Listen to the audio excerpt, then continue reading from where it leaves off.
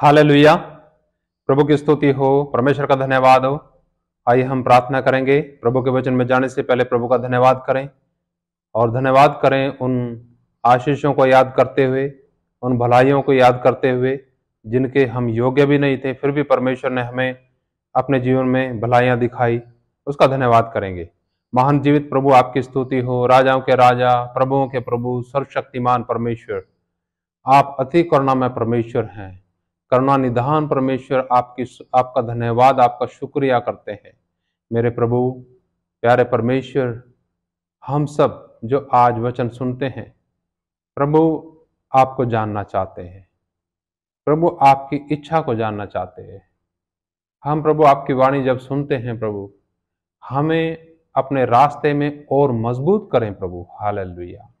मेरे प्रभु जी, हम जो आपकी वाणी सुनते हैं, आपके पीछे चलते हैं प्रभु, उतना समझदार हम नहीं हैं जितना आप चाहते हैं प्रभु। जैसा आप चाहते हैं हम वैसा चलने पाएं, जैसा आप चाहते हैं हम वैसे समझ रखने पाएं, और प्रभु हमारे जीवन के द्वारा बहुत से लोग आपको जान सकें। और प्रभु जी, प्रार्थना करता हूं उन लोगों के लिए जो इस समय दुखी हैं, परेशान हैं, हताश और निराश हैं प्रभु, कष्टों और संकटों में से जूझ रहे हैं, निकल रहे हैं प्रभु। आप उनके साथ हों, उनकी हिम्मत को बढ़ाएं मेरे प्रभु। इंसान कमजोर है प्रभु जी, और प्यारे परमेश्वर परिस्थितियों में आने के बाद टूट जाता है मेरे प्रभु। अगर वो परिस्थिति में आने के बाद टूटता है तो उसके द्वारा भी आपको महिमा मिले। धन्यवाद सारी बातों के लिए। सब कुछ आपके हाथ में सौंपते हैं। आज की वाणी को आप सिखाएं, आप समझाएं। पवित्र आत्मा जी हम सबके मनों में बिठाएं। धन्यवाद प्रभु। प्रार्थना प्रभु यीशु के नाम से मांगते हैं, आमीन। हालेलुया। प्रभु की स्तुति हो, परमेश्वर का धन्यवाद हो। प्रियो, आज हम एक विशेष वचन के ऊपर चर्चा करने जा रहे हैं, और वो वचन मिलेगा मत्ती रचित सुसमाचार उसका 7 अध्याय और 21 वचन।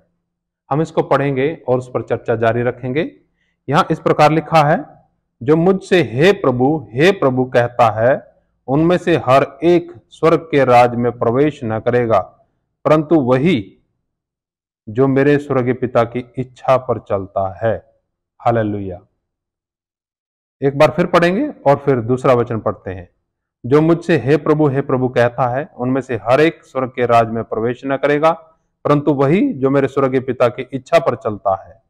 और एक पढ़ते हैं वचन रोमियो की पत्री उसका 10 अध्याय और उसका 13 वचन पढ़ेंगे। यहां लिखा है, क्योंकि जो कोई प्रभु का नाम लेगा वह उद्धार पाएगा। क्योंकि जो कोई प्रभु का नाम लेगा वह उद्धार पाएगा। प्रियो, इन दोनों वचनों में क्या भिन्नता है आप समझ सकते हैं? ऐसा लगता है ऊपरी तौर से देखने पर कि दोनों वचन एक दूसरे के विरुद्ध हैं, लेकिन ऐसा नहीं है। इसका अर्थ समझने की आवश्यकता है।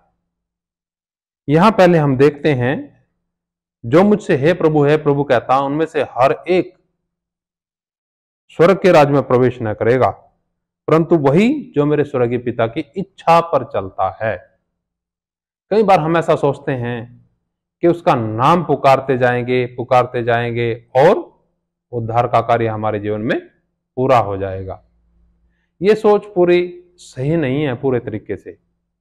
अगर हमें उसका नाम पुकारना है, जरूर पुकारिए, प्रभु यीशु पुकारना है, प्रभु यीशु मसीह मेरी मदद कर। पर संदर्भ समझिएगा, क्या लिखा है यहां पर? संदर्भ लिखा है, जो मुझसे हे प्रभु कहता है, उनमें से हर एक स्वर्ग के राज में प्रवेश नहीं करेगा, परंतु वही जो मेरे स्वर्गीय पिता की इच्छा पर चलता है। इसका अर्थ यह है, बहुत से ऐसे लोग हैं जो पुकारते तो रहते हैं प्रभु, लेकिन इच्छा अपनी पूरी करते हैं। विश्वास करते हैं वो लोग प्रभु पर, लेकिन वो कहते हैं और करते हैं कि हमारी अपनी मर्जी पूरा हो, प्रभु की नहीं। ऐसे कोई भी लोग स्वर्ग में जाने वाले नहीं, स्वर्ग राज में प्रवेश करने वाले नहीं।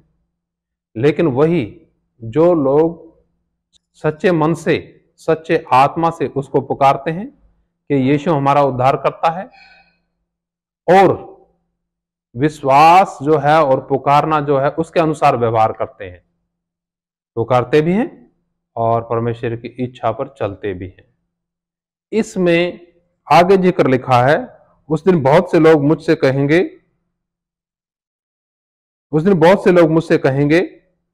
हे प्रभु, क्या हमने तेरे नाम से भविष्यवाणी नहीं की और तेरे नाम से दुष्ट आत्माओं को नहीं निकाला और तेरे नाम से बहुत से आश्चर्यक्रम नहीं किए?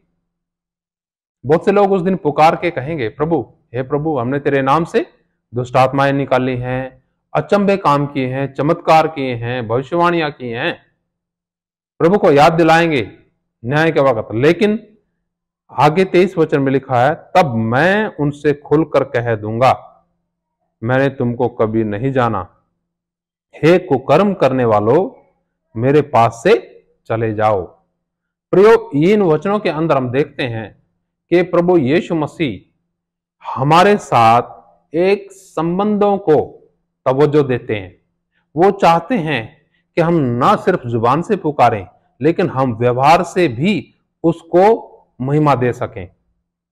सिर्फ जुबान से महिमा नहीं, हालेलुया जय मसीह करते रहते हैं लोग, लेकिन वो करने में बुराई तो नहीं है, लेकिन व्यवहार तो अलग है। एक व्यक्ति कुछ भी ना पुकारे और उसका व्यवहार बिल्कुल परमेश्वर के वचन के अनुसार हो, तो वाकई परमेश्वर को महिमा मिलती है। वचन के अंदर लिखा है, आकाश मंडल परमेश्वर की महिमा का वर्णन कर रहा है। आपने कभी सुना आकाश को बोलते हुए?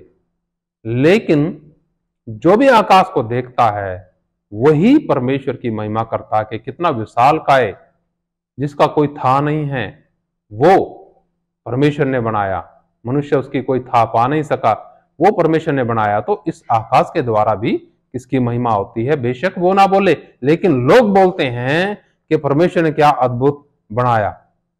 ऐसे ही प्रियो, हम चाहे बोले या ना बोले, लेकिन हमारा व्यवहार बोलता है, उसको परमेश्वर की महिमा करना चाहिए। वचन के अनुसार चलेंगे तो हमारे व्यवहार के द्वारा परमेश्वर को महिमा मिलेगी। यहां पर इसलिए लिखा है कि उस दिन बहुत से लोग कहेंगे कि प्रभु तेरे नाम से दुष्ट आत्माएं निकाली, बीमारों को चंगा किया, भविष्यवाणी की। लेकिन प्रभु क्या बोलता है? प्रभु कहता है कि मैं उनसे कह दूंगा कि हे कुकर्म करने वालों, मुझसे दूर हो जाओ, क्योंकि मैं तुम्हें जानता ही नहीं। प्रभु के साथ जब तक आपकी हम सबकी जान पहचान ना होए, तब तक हमारे जीवन के अंदर परमेश्वर का उद्धार का कार्य पूर्ण नहीं होता है। हम परमेश्वर के स्वर्ग के राज में प्रवेश नहीं करने पाएंगे। आप पढ़ लीजिएगा एक वचन और, यूहन्ना 17 का 3 पढ़ेंगे और फिर हम समाप्त करेंगे। 17 के 3 में इस प्रकार से लिखा है, यूहन्ना 17:3 में, और अनंत जीवन यह है कि वे तुझ एकमात्र सच्चे परमेश्वर को और यीशु मसीह को जिसे तूने भेजा है जाने। प्रियो, यहां पर मुख्य बात जानने के बारे में लिखी है। पुकारना, पुकारना, पुकारना।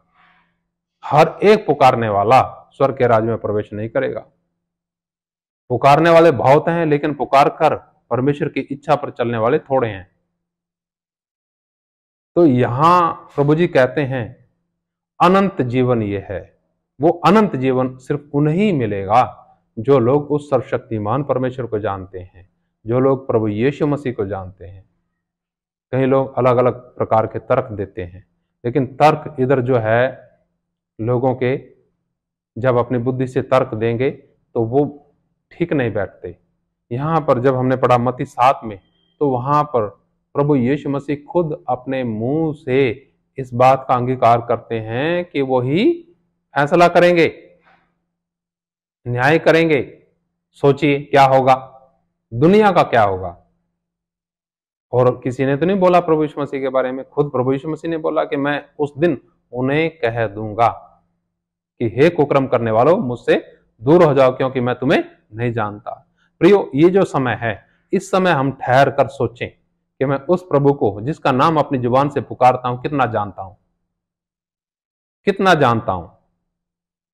कठिनाई, परेशानी, अनेकों प्रकार की परिस्थितियां जब जीवन के अंदर आती हैं, तो हमारी मदद करती हैं उस सर्वशक्तिमान परमेश्वर को जानने के लिए। वो इतना महान परमेश्वर है, मैंने उसे जाना है, चख कर जाना है। परिस्थितियों में परमेश्वर लेकर के गया और उसके भले हाथ को मैंने अपने जीवन के ऊपर पाया। हालेलुया। कभी नष्ट होने नहीं देता है, आपसे इतना प्रेम करता है, इतना प्रेम करता है। वो चाहता है जैसा वो आपको जानता है वैसे ही आप और हम भी उसको जाने। तो क्यों ना हम अपने जीवन को इस प्रकार से समर्पित करें, अपने जीवन में ऐसी चाहत और इच्छा और भूख और प्यास रखें कि प्रभु इस दुनिया में जाने से पहले मैं आपको पूरी रीति से जानना चाहता हूं। हालेलुया। प्रियो, जब हम उसे जानेंगे तो हमें मौका मिलेगा उसके साथ अपने जीवन को चलाने का, उसके साथ अपने जीवन को सेट करने का, और परमेश्वर उसमें हमारी सहायता करते हैं। पिता हमारी मदद करते हैं, पिता अपने बच्चों की, कमजोरों की मदद करते हैं। जो भी कमजोर है, जैसे हम हैं, मनुष्य हैं, अपने कमजोर बच्चे का ज्यादा ख्याल रखेंगे तो हम अपने आप को कमजोर समझते हैं, तो परमेश्वर हमारी सहायता करते हैं। परिस्थितियों में, कठिनाइयों में, समस्याओं में, मुश्किलों में हमें छोड़ते नहीं हैं, लेकिन हम क्या करते हैं, मौका गंवा देते हैं। हम वो मौका गंवा देते हैं जिस मौके के जरिए हम उस सर्वशक्तिमान परमेश्वर को जान सकते हैं। प्रियो, अपने आप को समर्पित करेंगे कि प्रभु मैं आपको जानना चाहता हूं। जब हम उसको जानने की ख्वाहिश रखेंगे तो परमेश्वर कुछ ना कुछ कठिन परिस्थितियां लेके आएगा। इसलिए मत घबराइएगा कि कठिन परिस्थितियां आ गई, मैं तो प्रभु में बढ़ रहा हूं फिर भी, लेकिन वो ही मौका है जिसके अंदर आप परमेश्वर का अनुग्रह भरा हाथ अपने जीवन के ऊपर देख सकते हैं। आइए हम प्रार्थना करेंगे। पिता, आपका धन्यवाद करते हैं आज की वाणी के लिए। प्रभु, ये वाणी, ये वचन हम सबके जीवन, व्यवहार, आत्मा में उतरने पाए। मेरे प्रभु जी, जितने लोग इस वचन को सुनते हैं प्यारे पिता, आपके साथ उनकी जान पहचान और गहरी होने पाए।